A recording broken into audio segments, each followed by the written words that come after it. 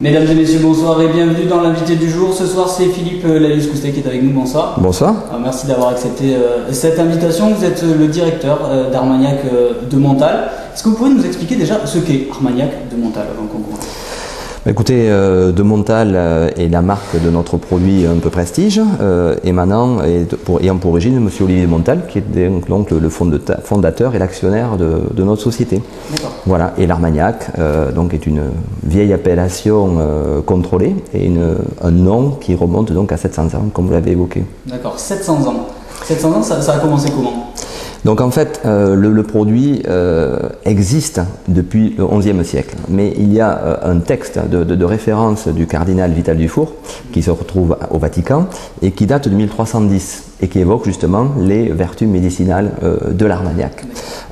Et ce texte fondateur, donc pour l'Armagnac, ou ce qu'on appelle aussi à l'origine Aiguardente, se retrouve donc à Rome. Et une copie de ce texte a été récupérée en février 2010 pour fêter justement les 700 ans de cette noble eau de vie. Alors pour expliquer un petit peu, l'Armagnac, c'est vraiment le sud-ouest, hein. C'est un endroit bien délimité, bien précis. Oui, donc l'Armagnac est un mot donc qui vient de l'histoire, donc qui est une région et qui a été protégé par une appellation d'origine contrôlée début XXe siècle, et donc qui est un mot qui correspond à une zone géographique grosso modo qui couvre l'essentiel du Gers, un peu les Landes et un peu Lot-et-Garonne. Et donc l'Armagnac, de par cette protection et son origine et son histoire, est un produit qui ne peut se produire que dans cette région. Et donc c'est un produit unique dans le monde et qui est également la plus vieille eau de vie de France et on osera dire du monde. D'accord, alors je ne veux pas polémiquer, mais par exemple par rapport au cognac, c'est un petit peu la même chose sauf que c'est à des endroits différents. Oui, déjà, voilà. Comme toute appellation contrôlée, l'Armagnac est produit dans une zone déterminée par rapport au cognac qui est un petit peu plus haut, donc en Charente, mais avec des processus de fabrication différents et des ingrédients différents. Ce sont tous deux des digestifs faits d'eau de vie de vin, mais avec des cépages qui peuvent être différents, voilà, et avec un terroir un peu spécifique qui va donner comme un vin des goûts aussi un peu différents et des modes de distillation qui sont également différents. Alors, comme tout le monde doit le savoir, ça vient du raisin, mais le vin vient aussi du raisin. Alors comment on arrive justement à l'Armagnac ? Alors, ce sont des vins blancs, d'abord il faut dire. Il y a 10 cépages qui sont référencés par l'appellation d'origine contrôlée, donc on ne peut pas utiliser d'autres. Pour notre part, pour l'Armagnac de Montal, on utilise 4 principaux cépages, le Bacco, la Folle Blanche, l'Uni Blanc et le Colombard. Et nous faisons ensuite la distillation de ces vins que nous élaborons d'une certaine façon. Donc ces vins, à une certaine typicité, ne sont pas forcément les mêmes vins ou même profils de vin que l'on va élaborer pour faire des Côtes de Gascogne. Et ces produits sont distillés après les vinifications, c'est-à-dire de début novembre jusqu'à fin janvier, sur les alambics à colonnes de cuivre qui sont spécifiques à l'Armagnac. On appelle ça distillation continue. Alors, vaste question, on dit que l'Armagnac qui est plus ancien est meilleur, comme le vin d'ailleurs. Pourquoi ? Alors, qu'est-ce qui se passe dans les cuves justement ? Je vous remercie Guillaume pour dire que l'Armagnac c'est le meilleur produit. Bon, en tant que producteur et vendeur d'Armagnac, je n'irai pas jusque-là. En revanche, je dirais que l'Armagnac a ses lettres de noblesse historiques, ses spécificités qualitatives, et que des gens peuvent se faire plaisir effectivement avec un Armagnac ou par rapport à d'autres digestifs français. En revanche, l'intérêt de l'Armagnac vient aussi, en tout cas pour nous, ce qu'on essaie de faire sur l'Armagnac de Montal, on apporte une complexité par une distillation de plusieurs cépages. Comme vous avez dans les vins des monocépages, un seul cépage, ou des bicépages qui sont un petit peu des modes du nouveau monde qui sont arrivés, nous on croit à la complexité d'un produit par la complexité de ses ingrédients. Donc Armagnac de Montal fait plusieurs cépages. Et ensuite, après, c'est un savoir-faire dans la méthode de distillation pour mettre en avant des produits de qualité. Donc il y a tout un processus, peut-être qu'on ne va pas vous embêter aujourd'hui pour entrer, qui va du raisin jusqu'au vieillissement et qui fait que l'Armagnac a son caractère et sa typicité de par son terroir, notre savoir-faire aussi, et que les connaisseurs en général effectivement s'y retrouvent. Vous avez parlé du mot vieux.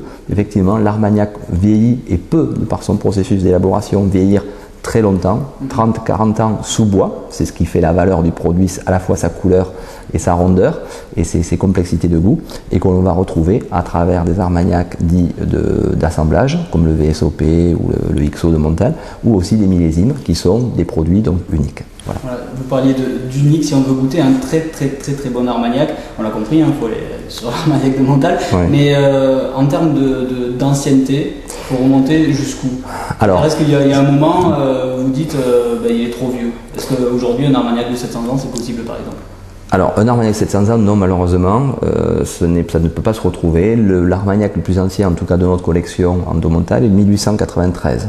Ce sont des Armagnacs qui ne sont plus logés sous bois, de par leur âge, parce qu'ils deviendraient trop tanniques.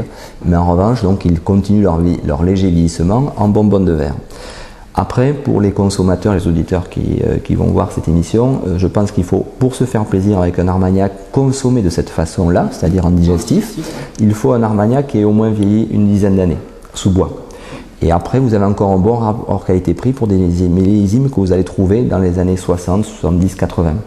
Et alors après, chacun peut avoir ses préférences, parce que si vous voulez un Armagnac plus ou moins fruité, vous allez prendre quelque chose de plus jeune, et avec davantage des goûts développés sur des ratios, faire des Armagnacs dans les années 60, etc.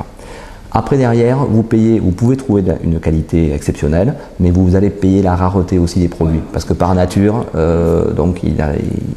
les consommations font que le stock diminue et c'est irreproductible. Ce qui fait aussi la valeur historique et sentimentale d'un millésime, ce qui est l'Armagnac aussi un des rares produits à pouvoir millésimer et à mettre en avant ses côtés millésimes. Donc, les connaisseurs vont vers ça. Pour des gens qui n'ont pas l'habitude de consommer des vieux Armagnacs, des millésimes, je dirais qu'attaquer, vu le prix, par 1893, ça serait quand même dommage. Alors c'est très intéressant, vous parlez de préparer son palais, il faut vraiment apprendre à aimer l'Armagnac.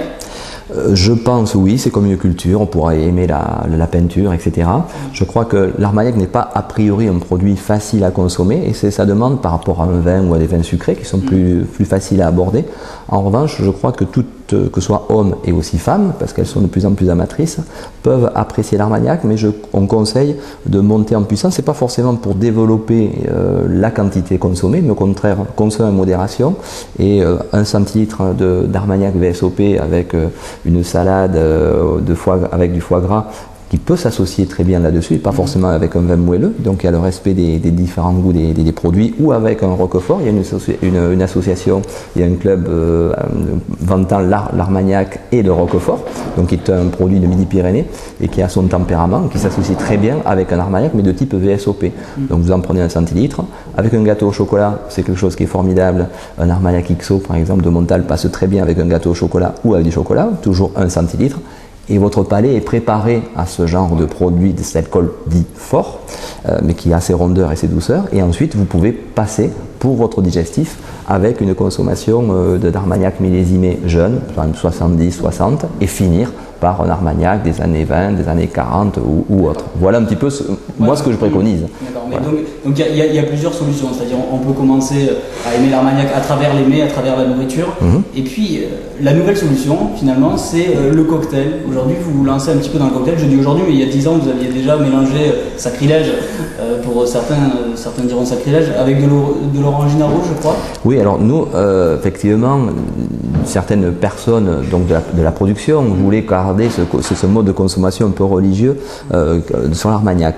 Donc les nouvelles générations que nous étions, donc on a voulu mettre en avant l'Armagnac en cocktail. Et nous avons lancé la première fois un Armagnac de Montal VSOP avec un orangina rouge. C'était à la salle des Illustres à Toulouse pour soutenir, donc nous étions sponsors et le Midi Olympique avec d'autres produits. Et comme la consommation l'après-midi était difficile en digestif, donc on l'a proposé donc avec de l'orangina rouge et donc il y a plu à la jante féminine également qui était parfois un peu surprise. Donc au lieu de dire que c'était à base d'Armagnac et ça les affolait un petit peu, on n'a rien dit, on a fait goûter, elles ont trouvé ça très bien et donc ça a donné du succès à ce cocktail. Et depuis nous développons effectivement la consommation en cocktail. Alors aux plus anciens, vous leur expliquez comment c'est comme ça qu'on va arriver à faire mieux connaître l'Armagnac. C'est une façon d'ouvrir aussi les esprits, il faut un peu désacraliser. Je crois qu'il faut garder la notion de plaisir à la consommation des vins et alcools. On est souvent très décrié en disant que c'est un produit qu'il faut consommer avec modération, etc. Ce à quoi nous croyons fermement. Il faut avoir une consommation modérée sur ces produits, bien sûr, pour le problème de santé. Mais comme on disait à l'origine, c'est une consommation médicinale. Certains rompaient leur timidité justement avec l'Armagnac, c'est écrit dans le texte de Vital Dufour justement déjà au XIVe siècle. Ça marche avec d'autres alcools. Oui, mais à l'origine, c'est vrai, donc lui, en tant que cardinal et médecin, a évoqué cet effet de l'alcool, qui était un produit tout récent pour les gens de l'époque, et donc c'était intéressant à noter que ce soit sur un produit Armagnac à l'origine. Donc effectivement, maintenant, les jeunes ont trouvé d'autres produits, mais on voudrait aussi conquérir un petit peu ce marché, et surtout leur apprendre que l'Armagnac, ça peut se consommer en cocktail, se faire plaisir aussi sur le cocktail, mais avec certains types de produits, c'est-à-dire donc des Armagnacs jeunes, parce que c'est pas la peine d'avoir des Armagnacs trop tanniques pour composer les cocktails, ou des Armagnacs donc de très très jeunes et très frais, comme la Blanche, qui est une nouvelle appellation, donc depuis 2006, et protégée par l'appellation contrôlée. Juste pour terminer, on a compris, c'est plutôt la gente féminine que vous voulez toucher, peut-être en priorité, après peut-être les jeunes, ou en tout cas habituer le palais à l'Armagnac. Comment c'est vu de l'étranger, ça ? Alors sur l'étranger, ça reste quelque chose de effectivement très nouveau, pour les Français surtout, parce que je crois que les Français ont un blocage un peu culturel, puisqu'ils ont des schémas fixés. Donc effectivement, comme on disait, les femmes, la gente féminine est plus ouverte à des nouveaux modes de consommation, donc c'est peut-être vers elle qu'on va aller, se tourner pour évoquer effectivement ces nouveaux concepts, vers la jeunesse également aussi, qui est habitué peut-être à l'Armagnac, à la papa, et donc là ils sont souvent surpris et très agréablement surpris, et donc on vise ça. Pour les étrangers, je crois qu'ils sont, de par leur culture ou leur non-culture sur les alcools, surtout lorsqu'ils ne sont pas producteurs de vin ou d'alcool, ils sont beaucoup plus ouverts à nouvelles tendances et comprennent cette segmentation, c'est-à-dire que ça ne dénature pas l'image de l'Armagnac vieux que l'on peut consommer et qui a des goûts formidables en tant que produit vieilli sous bois, mais aussi des nouveaux modes de consommation en cocktail. Et c'est surtout la richesse et l'apport en nouveaux goûts floraux qui est intéressant dans ces produits alcooliques et qui développent les bartenders, enfin ce qu'on appelle les bartenders ou les barman, ont dans le monde de plus en plus de poids et parfois plus que des sommeliers, et notamment auprès de la jeunesse. Donc ils prennent, ça devient des stars. On parlait des grands chefs cuisiniers, ben, c'est concepteurs de cocktails dans le monde, les mixeurs sont des grandes stars dans le monde. On l'a vu, juste pour parler d'avenir, on l'a vu par exemple avec Smirnoff qui a fait Smirnoff Ice, enfin l'avocat qui a fait Smirnoff Ice, on a vu sur même Ricard qui a fait maintenant des petites bouteilles, Ricard pour le boîte de nuit. Quand c'est que vous avez fait vos petites bouteilles pour...